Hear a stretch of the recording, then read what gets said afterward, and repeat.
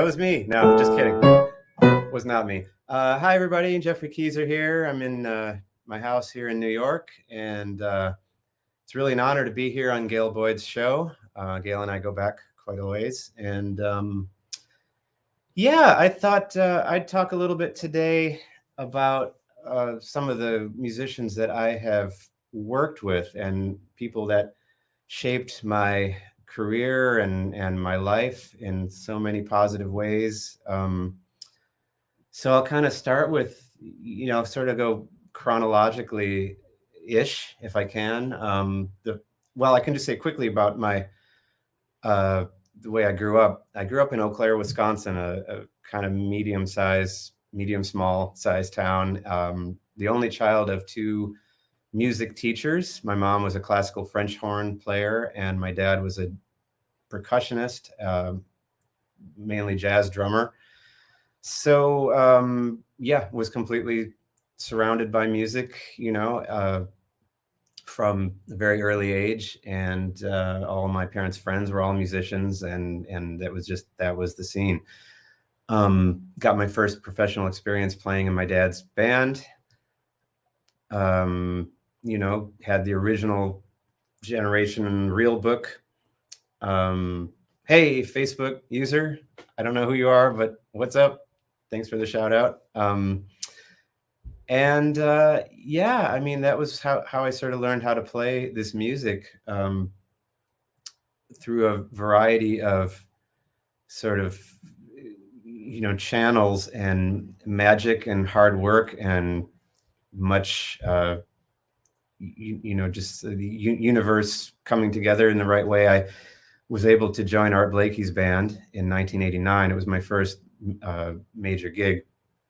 And I wanted to talk about Art Blakey a little bit and some of the other musicians that I was lucky enough to be around and be shaped by, and the things that I learned from them, which I now, want to try to share and pass on and embody however I can. Art Blakey's thing was just about playing hard. I mean, giving 1,500%. I know that's mathematically not possible, but every time he played, it was like he would really say things to us like, play like it's your last day on earth, play like you got a gun to your head. It's very, really, powerful kind of statements like that. But it was really, that's the way he played. Every time he sat at the drums, it was like an incredible, I felt like one of those astronauts on a moon rocket, blasting off with that much force underneath you.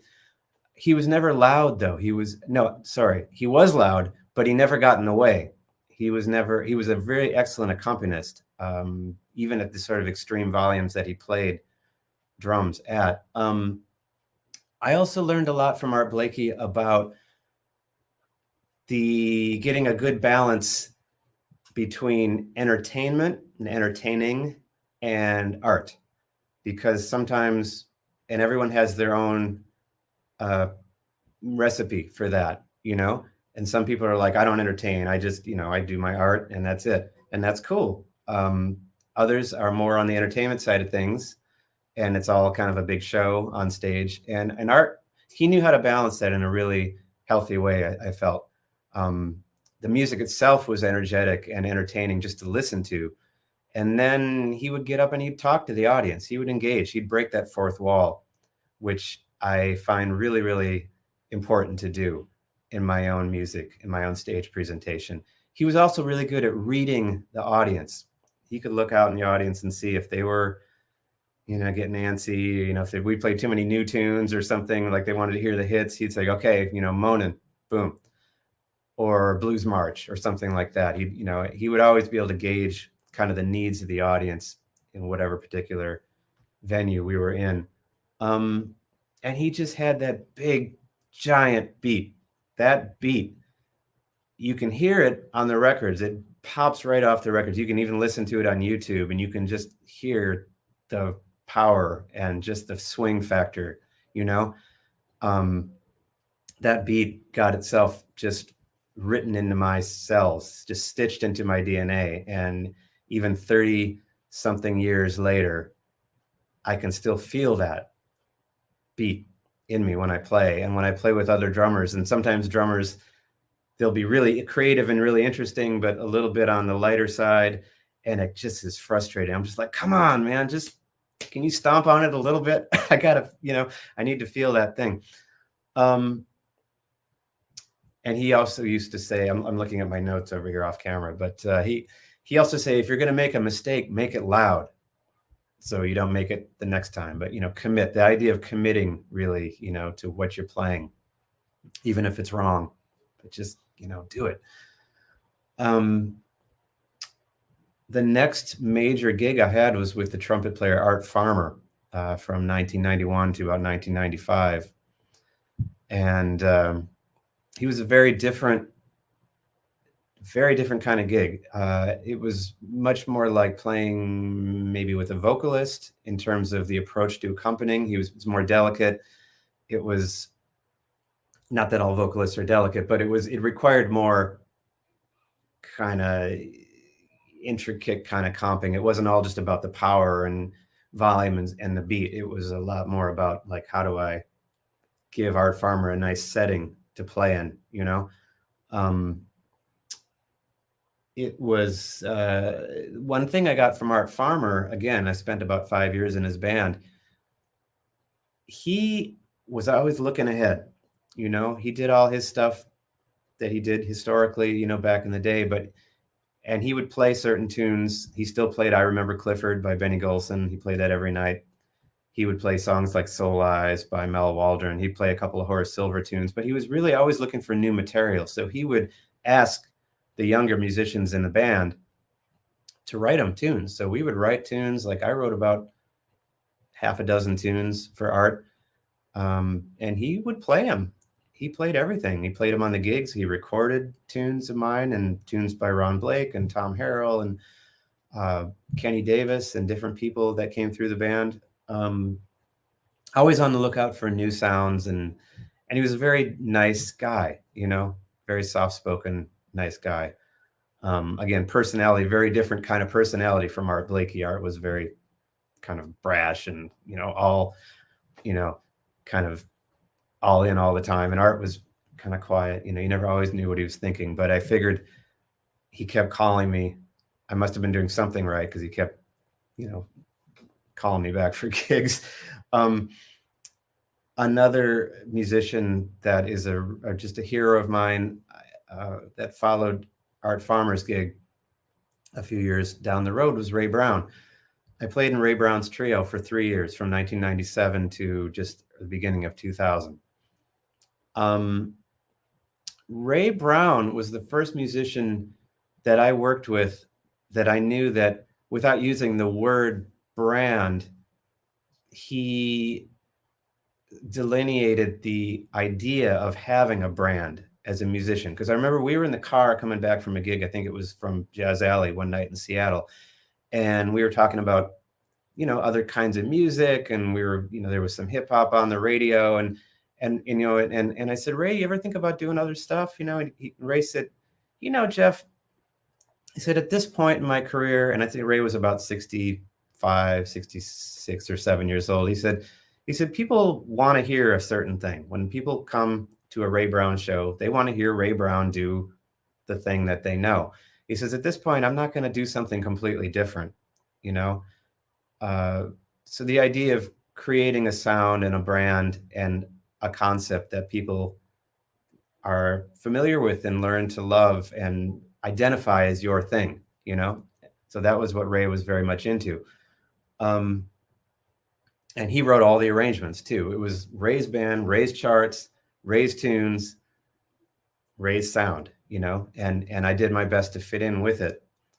And it was a lot of fun. And sometimes I was kind of trying to push, in my 27-year-old way, trying to rebel a little bit, trying to just kind of feel the edge of that band stylistically. Where could I go? Could I take it out? Could I play some out stuff? Could I, and it didn't matter what I did. Ray had my back 100% all the time, musically. That beat of his sound, his choice of notes, the melodic bass lines, you know, if I wanted to go out, like play outside of the scales or something, try to play a little avant-garde, he's just like, okay.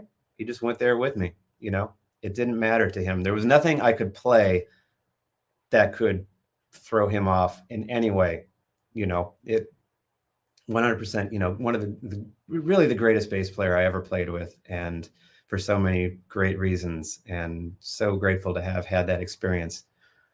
We made a record called Live at Starbucks, which a lot of people know. And it was recorded in one night at an actual Starbucks in Seattle. And the audience was all invited guests. They were all Starbucks corporate people. You know, it wasn't really open to the public, but it was more or less a live recording. Also, Ray, he was very disciplined.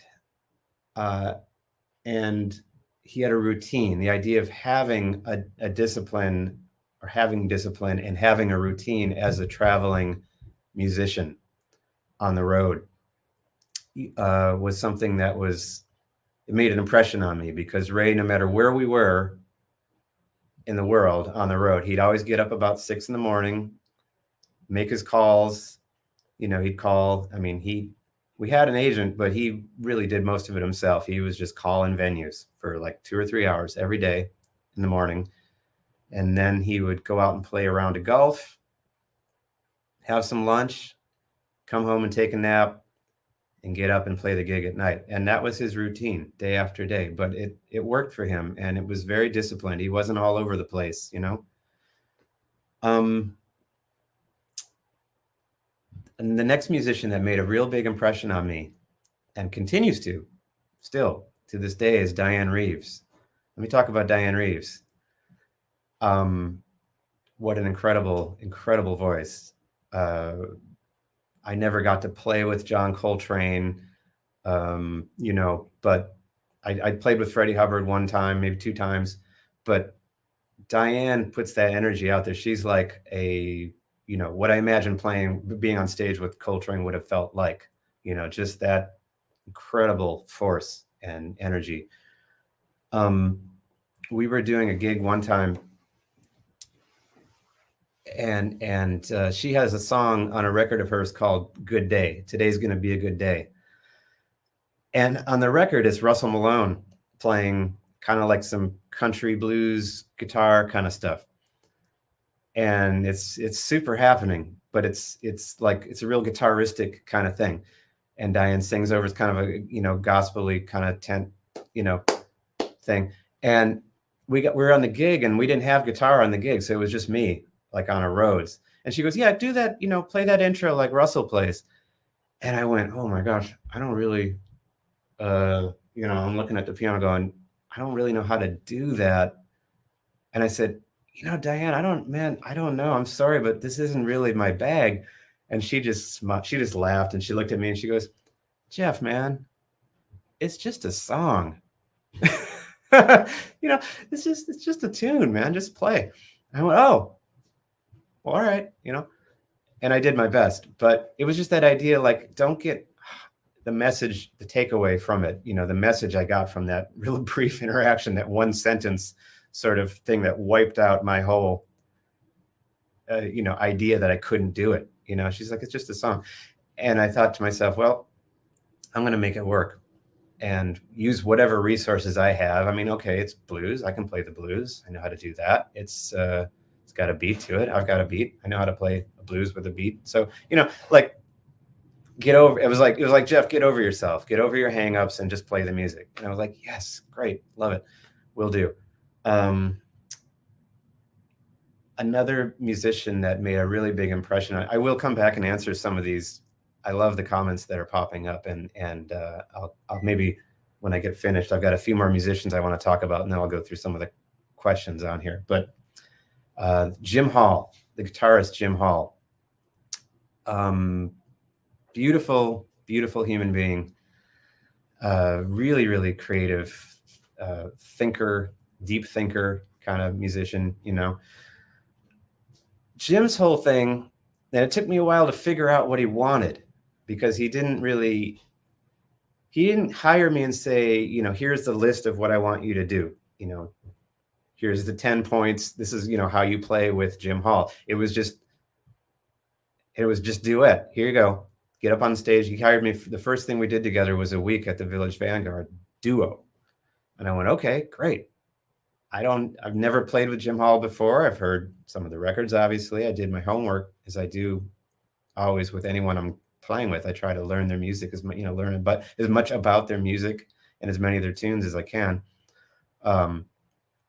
But Jim's just like, hey, let's just play. So we played the first set Tuesday night, and after the set, we come off the stage, and we're back by the kitchen, and he goes, yeah, Jeff, yeah, sure sounds great, man.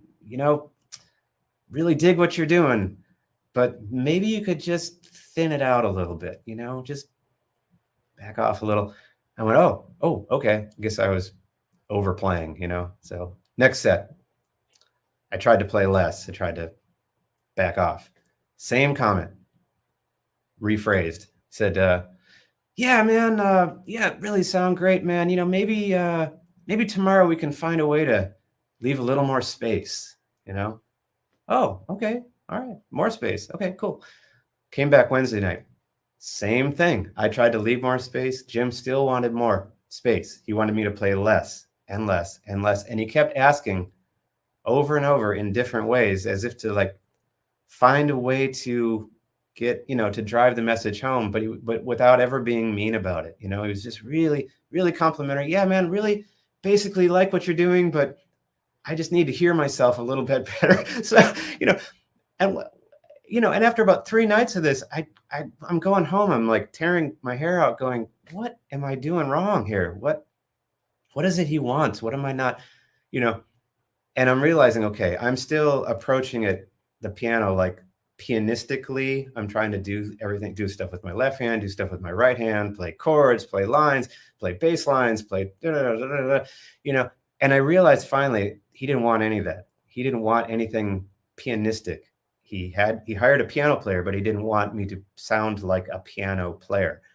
What he really liked was I guess, the melodic approach I had, the harmonic concept and contrapuntal kind of stuff. He really wanted contrapuntal, lines, like a single line sort of conversations, and really free playing and really spacious playing. And it was kind of new to me playing that way. I love it. It was fun, but I didn't know what to do at first. But I really appreciated, and I think we finally got to a place where it worked for him and he was happy with what I was doing. But what I really took away from that, other, beyond just the musical, the education I got, was just how to treat a fellow musician with kindness. Because I've been in other situations with musicians I will not name, because they're great musicians and I still respect them as musicians. I still love their music, but as people, they weren't very nice to me.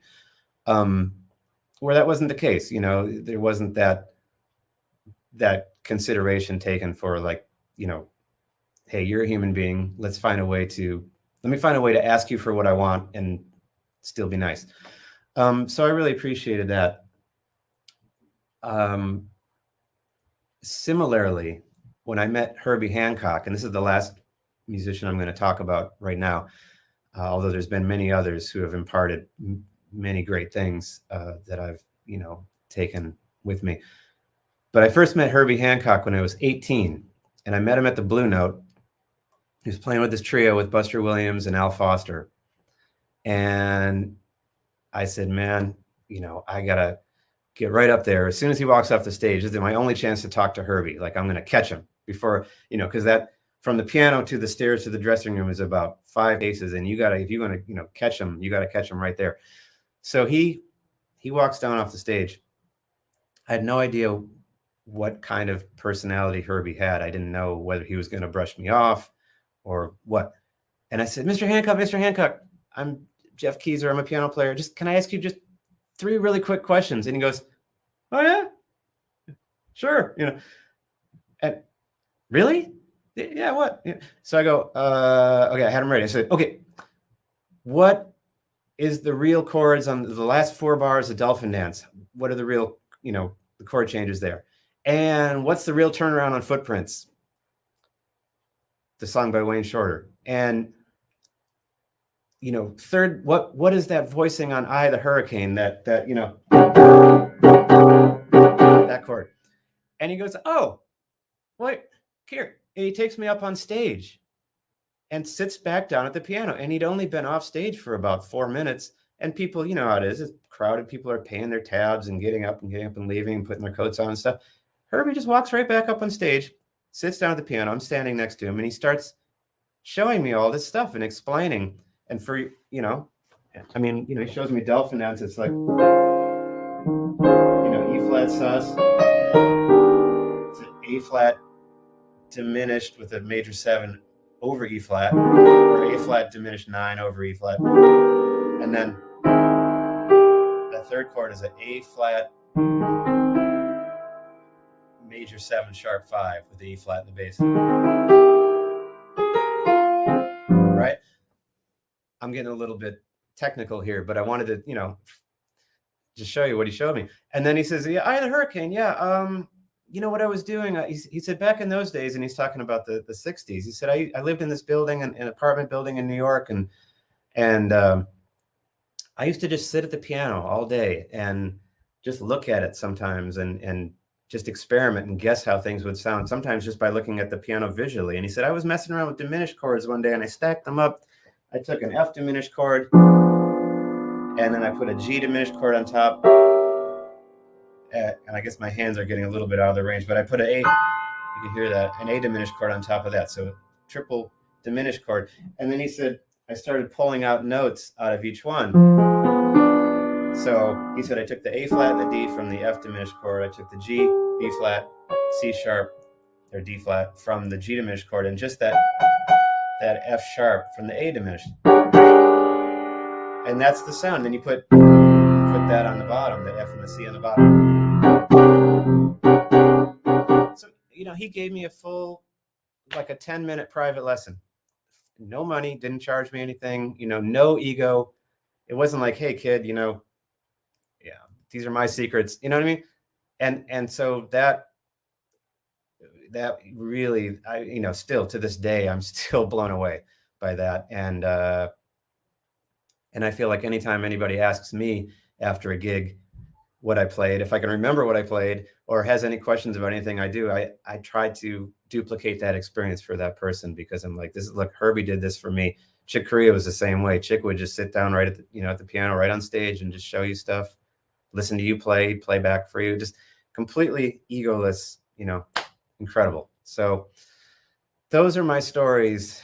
Those people and others have made me who I am today, musically and humanistically. Got a few minutes, but I'm going to look back through some of the comments and see if there's any questions.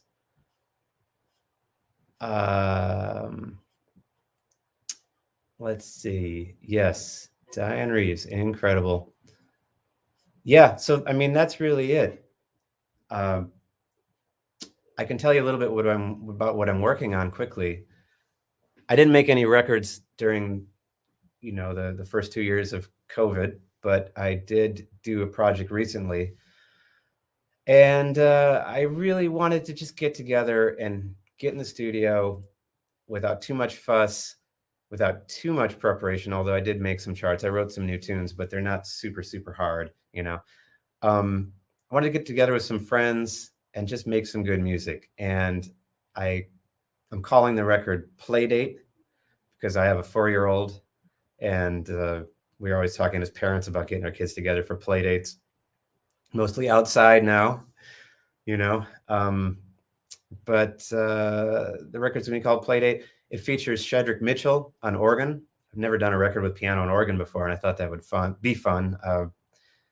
I can play some B3. I've done it on studio sessions and stuff, but if I want the real deal, I got to hire an expert. So I got Shedrick, Ron Blake, my longtime collaborator, both originally with Art Farmer and then with the Christian McBride Band for a long time.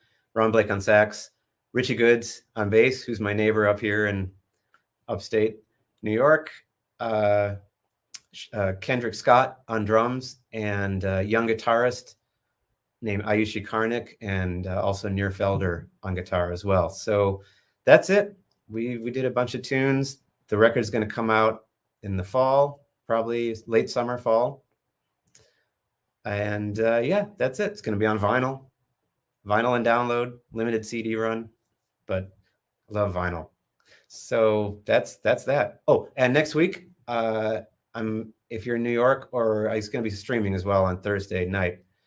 Next Thursday and Friday, I'm participating in a Chick Corea tribute concert at Lincoln Center, which is an incredible honor for me. I get to play in the electric band. I get to be Chick. I get to play Chick's part in the electric band, which is incredible for me because I grew up listening to that music, and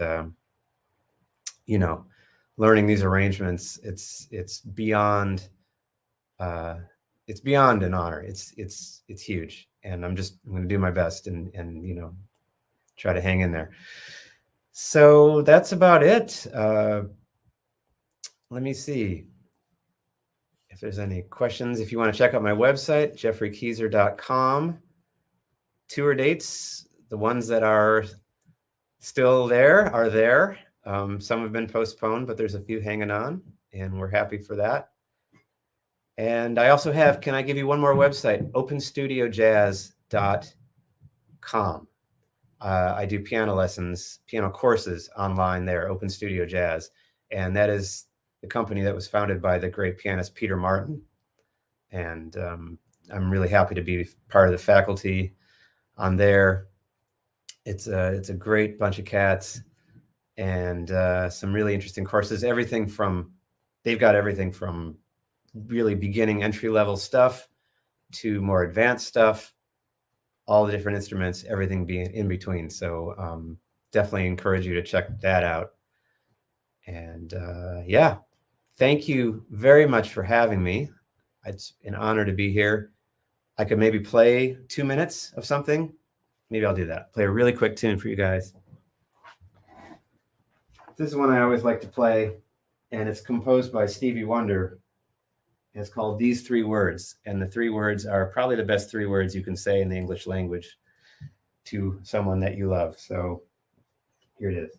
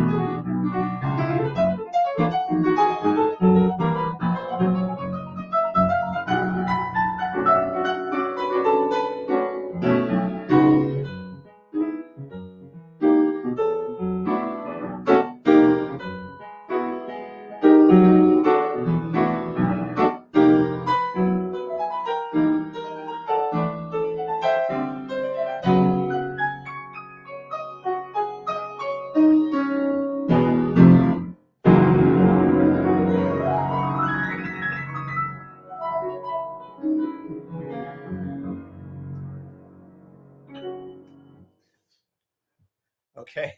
Thank you.